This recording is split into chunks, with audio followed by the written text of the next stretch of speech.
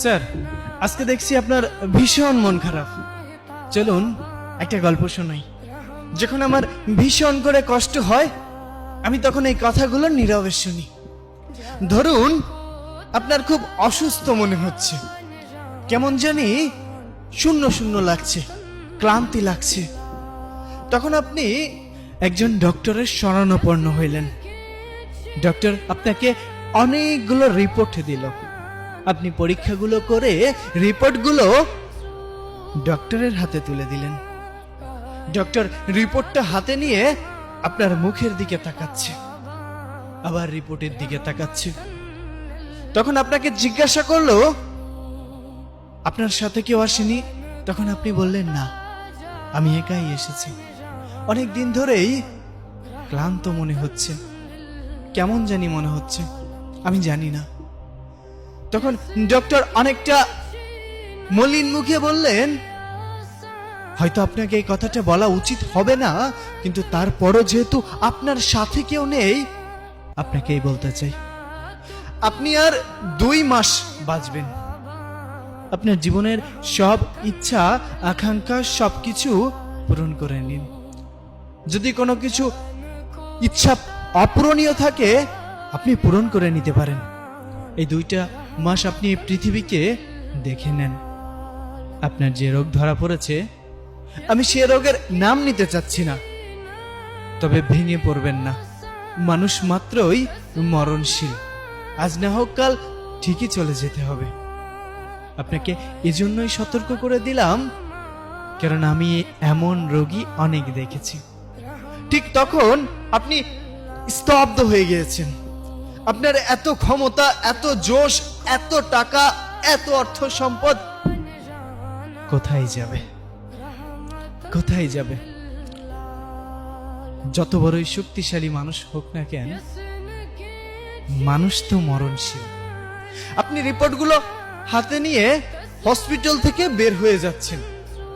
আপনার চোখে মুখে মলিন একটা ভাব।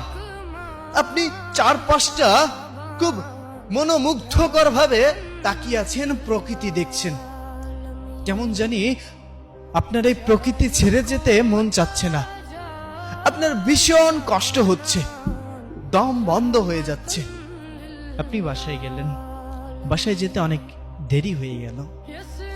তখন প্রতিদিনের মতো আজও বাবা বলে উঠলো, দেখো তোমার গুণধর ছেলে এসেছে, নাও এখন হাত পা ধুয়ে খাবার দাও, খেয়ে আবার বের হোক। সারাদিন তো কোনো কাজকর্ম নেই, ঘুরবে ফিরবে আর বাবার ঘাড়ে বসে খাবে। আপনি কথাগুলো শুনছেন, কিন্তু আজ আর কোনো প্রতিবাদ করলেন না। আজ শুধু নীরবে শুনে গেলেন কথাগুলো। ওপাশ থেকে মায়ের কণ্ঠ ভেসে আসলো, টেবিলে খাবার আছে, নিয়ে খেয়ে ঘুমিয়ে পড়। আমি কোনো কথা বললাম না, চুপচাপ টেবিলে গিয়ে খাইতে বসলে। কি মনে হবে? বারবার মনে হচ্ছে খাবার এক এক লুকমা যখন মুখে দিচ্ছেন, আপনার কাছে মনে হচ্ছে এটাই হয়তো শেষ মায়ের হাতের রান্না। আপনার খুব ভালোবাসা পেতে ইচ্ছা করছে। চোখের পানি খাবারের প্লেটে এসে পড়ছে। আপনার ঘটনা তো কেউ জানে না।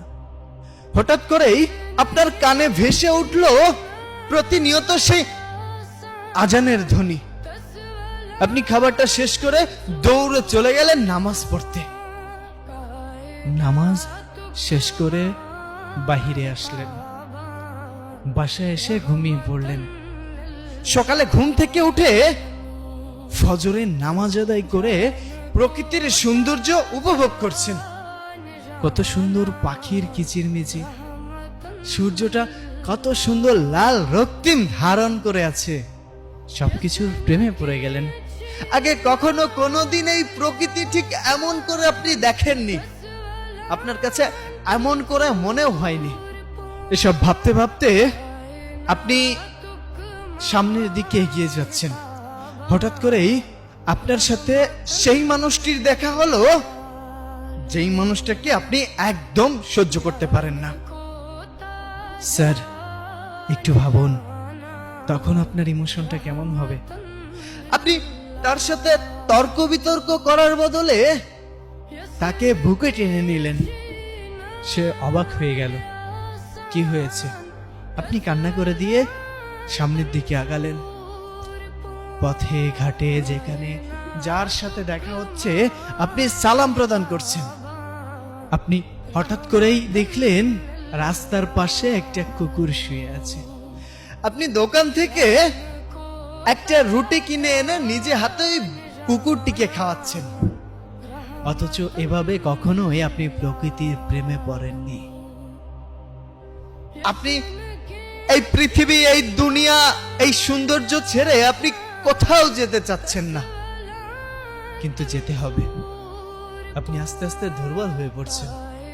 আপনি আস্তে আস্তে মানসিকভাবে ভেঙে পড়ছেন শারীরিকভাবে। আপনার বাসা থেকে কিছুটা বুঝতে পারলো। বৃদ্ধ বাবা আপনাকে ডেকে নিয়ে বলল, বাবা কি হয়েছে তোর? এখন আর আগের মতো তর্ক করিস না। যে খাবার নিয়ে সারা দিন অভিযোগ করতিস, এখন যে খাবার দেয়া হয় সেটাই চোখ বন্ধ করে খেয়ে নিস। কি হয়েছে তোর? তখন আপনি চিৎকার করে দু চোখের পানি ছেড়ে দিয়ে বাবাকে জড়িয়ে ধরলেন। কেমন লাগছে? কষ্ট লাগছে। আপনার কান্না দেখে রান্নাঘর থেকে দৌড়ে এসে আপনার মা আপনাকে জড়িয়ে ধরল। বাবা কি হয়েছে তো? আপনি মলিন মুখে বললেন, মা